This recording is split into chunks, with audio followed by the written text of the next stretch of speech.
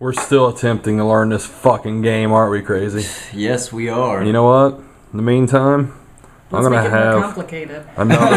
Yeah, I'm gonna work through to clarity. 2.0 style. To a lucidity here. It'll help. Some type of lucid moment, but is that what it is? Yeah. Lucidity? Yeah. It'll help. Yeah. So see, look, I'm even waving Lucidity and looseness. Yes. Lucidity. Loose lucidity. So here it goes. Though I know when I do shots, I do better at Guitar Hero. You do? Yeah, if I'm Look at sober, this. I suck. Man. If I get drunk, I'm like a rock star. So I've never played Clue before. Oh. These two have, but apparently they've added in these fucking rumor cards and shit, and They've made it more complicated. Can't remember. I don't know. There's all It the seems murder more weapons. complicated. Yeah. And it's got new murder weapons too, because we never had this one. So what do you think, Krazy? I love Clue. How's I'm that? gonna win. How's that shot treating you? Oh, it's great. I'm wide awake now. And we've got some. That was delicious. Name that movie. Does anybody know? Does anybody know? Better turn away before we see boobies. I would say name that movie and get a free DVD, but Oh, I know it. I'm out here, so I can't. yeah. But you can. Oh, okay. So I guess we're gonna attempt to keep learning this. So you think we're gonna get it? Do you think we're gonna get it? I think we will. Yeah. It's just a matter of finding it out and going to the root of the problem. Finding that lucid moment, right? The lucid, but we're loose now, so it's better. Yeah. So.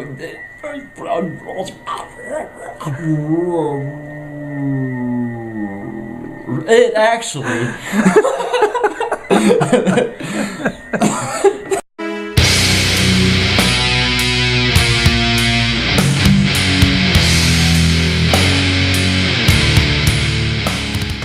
Hello, everybody. Welcome back to Mini Cinema Wasteland 2.0. I'm Jay Mattingly. Jay, by the way, or Krazy. Yep, Krazy. I'm Jason. Yes, just Jason. Nothing very original. And right now we're going to be reviewing Opeth's newest album, Heritage. And I'm going to let Jason take the intro on this whole history, because I'm a big Opeth fan, but he's the biggest Opeth fan, so take it away. Definitely not the biggest in the world, but maybe out of the two of us. I've been an Opeth fan for a long time. Well, not really a long time, really, in the grand scheme of things. Since only about 2005, and it's only because that's the first time I heard them. I've always just really... I got into them very heavy, and I love them very much. I mean, as you can tell, I have their damn symbol tattooed on my arm. And when this album was getting made, it was a lot like their other albums, where everything was really hush and quiet. You didn't hear a lot about it, what was going on, how it was going to be. And then Mike Wackerfeld and Frederick McKesson, they started talking about it here and there in interviews, and talking about how it sounded really different. And it's not surprising coming from Opeth, because you definitely don't know what to expect one album to the next with them, especially in recent years. And then it was revealed that there would be no growls on this album whatsoever. And a lot of fans just went apeshit. Didn't know what to think. And that's kind of how I was too, but then I thought about Damnation.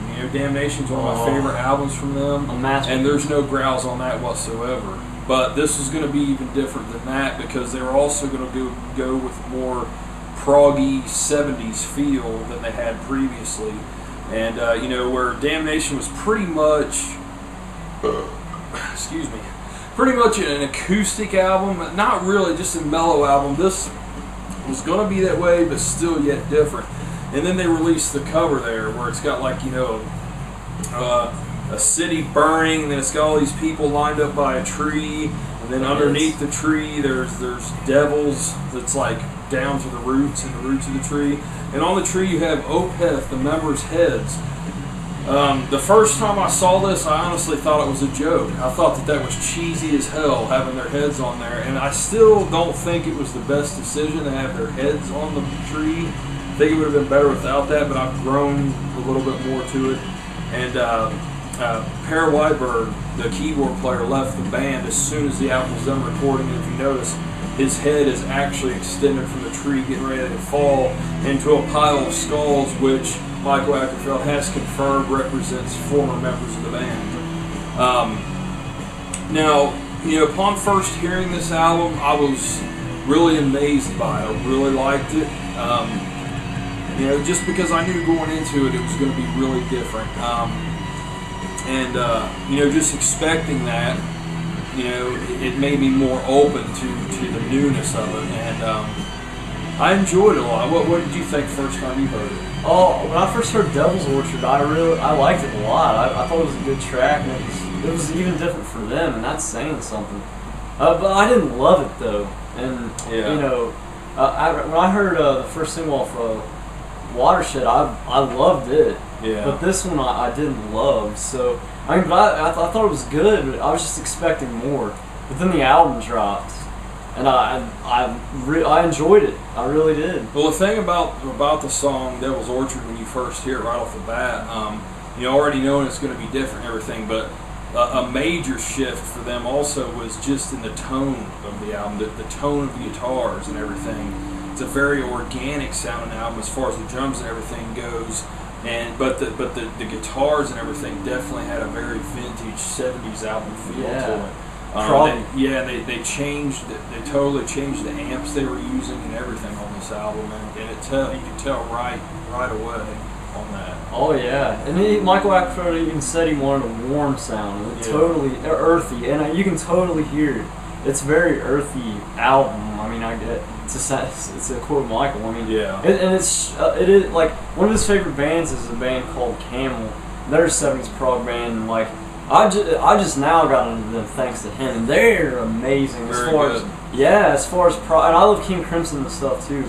I love '70s prog. I mean, I became a huge fan, and this it reminds me of a lot of that old '70s prog stuff, which is great to me. Yeah. Yeah, it definitely has that old school feel to it. Michael was, he's a huge record collector, and he's into the old style stuff. And when you hear Heritage, though, I mean, it's just, some people may say, "Oh, they're selling out," but I think the only people that would say something like this, people that don't know Opeth, because it is a very natural progression for them. Like if you know their entire catalog and know it well, this is a natural progression for them. I would agree 100%. I mean, it doesn't seem out of the way. It doesn't seem like they're trying to, by any means, stretching to get on the radio or a huge step in a different direction. Because I think this album is probably actually less accessible than some of their other albums because it's really polarized fans a lot, and a lot of fans are complaining actually about it. Go ahead. And it's a shame because people don't. Michael Ackerfeld's one of the greatest musicians working today, and I really appreciated it when it came out. And the thing is, I listen to everything anyway, just like him. And we have open minds as far as music goes, but some fans were just like, "No, this isn't Opeth." Yeah. Which is like, well, you're not in the band, man. Yeah, I don't see how you could really be a true. I hate to say true Opeth fan. I don't like that term, but really into Opeth and say that because, like I said, it just seems so natural for everything they've done up to this point. But on the flip side of everything I'm saying positive, I also have to say there are a lot of points on this album where it kind of left me scratching my head, where it's very quiet. It's very quiet and very disjointed at times. Where I guess I was a little bit more accepting of that when I first heard it. Like I've grown to like this album less as I've heard it, and I think the reason why is because it's made me long for the growls of Opeth, the old Opeth. And it's not even so much the growls; it's just the musicianship and their song structures that they've had on previous albums. It seems to be it's just disjointed on this one a lot of times. But you said that about Watershed too. Yeah, Watershed is too, man. But that's one of my, you know, I may be a later coming Opeth fan too. But that's one of my favorite albums from them. Yeah. I mean, Hair Apparent, man. I mean, that song alone is just so amazing. And that's like a straightforward that one.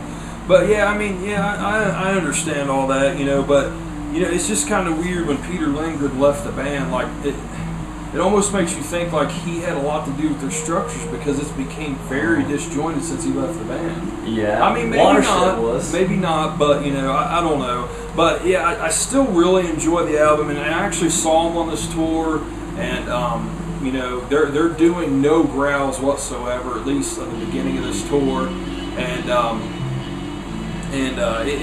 it was a really different show. It was cool, I thought, because you know, I've seen them 3 other times before this. This is my 4th time seeing them, and you know, it was kind of cool to see just an all mellow show, you know, where there was no growling whatsoever. That's neat. But you know, the thing that pisses me off is when people's out in the crowd and they're yelling like, "Play some fucking metal!" I mean, but and I know it's gonna be that way. Yeah, well, maybe somewhat, not. Maybe not, man. If they weren't online or anything, I mean, which almost seems impossible. That's disrespectful though too, because and it's Michael's vision and band too, and it's like it's their decision what they're gonna play. Yeah.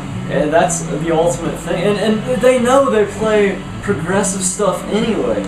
Exactly, and that's why I don't know, man. I didn't have a problem with that. It was very cool, and you know, different too. Yeah, as always, man. They just were completely amazing. Their sound is just so incredible live. He's never got to see him yet. Totally missing out. But I mean, just amazing show all the way around. But yeah, Heritage, like I said, I do really like it. I don't want to say that I don't like it at all by any means, because I do really like it. But you know, I haven't listened to it in quite some time, actually, until right now. You know, when I listen to Opeth, I still go back and I listen to the older albums. You know, it's just Blackwater Park. Yeah, Blackwater Park. I mean, Ghost Reverie, Still Alive, Myron's Rehearse. That's my favorite. And Watershed. I keep going back to that one all the time. Yeah. I love Coil. That opening even is just so beautiful. Yeah. Everything. Oh, I like that album too. So yeah, guys. I'll give it a 7 out of 10, which is low for me in an Opeth album. I mean, almost all of them are 9 out of 10 to 10 out of 10. What's your favorite track? You say? Oh man, I don't know, because I probably Hack's Process, man, just because it's a very experimental song for them. It's really different, a lot. What would yours be? I Feel the Dark. Yeah, I love that. And they played that too. It was amazing. The riff is just awesome. It's really, it's catchy. Yeah. And I like Slither too, because it's almost like metal. And that's the almost metal. That's a straight rocker, and that's dedicated to Dio. Yeah, exactly. Cool. I was going to say, yeah. And they played that live, man. That song actually comes off better live than what it does on the album. Really? Yeah, like heavier? I thought, yeah. It's a rocking song, man. I mean, I liked it on the album, but that's one that comes off even better live than it's actually playing right now. So, what would you rate this album? 7 out of 10. 7 out of 10. I mean, I think it's a great album, but I don't think it's perfect. Yeah. Like you said, I mean, I think it's an awesome prog album, and you know, you never see prog albums out today. Nobody does prog because, like, I mean, obviously I don't think it would sell really. I mean, not unless, I mean, prog has a huge fan base. I mean, you know, if you're a prog fan, you know, you just like prog. I mean, not trying to sound like an elitist or anything, but prog is just one of the greatest forms of music ever. Oh yeah. Gosh, once you start listening, it's hard to get off. I just like how there's no rules in prog, man, and it just kind of can go anywhere, and especially everywhere metal. It does. Yeah, especially metal. Prog definitely. metal. Yeah. Yeah. So yeah, guys. If you're check that out. Yeah, especially for 10th album, man. I mean, they're still breaking new ground. 10 albums and relevant. And 20 years into their career. I mean, usually 20 years into a career, if a band's still going, it's a nostalgia trip by that point. You know, so for them to still be breaking new ground, you know, that far into their career is pretty amazing. It seems like there's no letting up, you know, for them.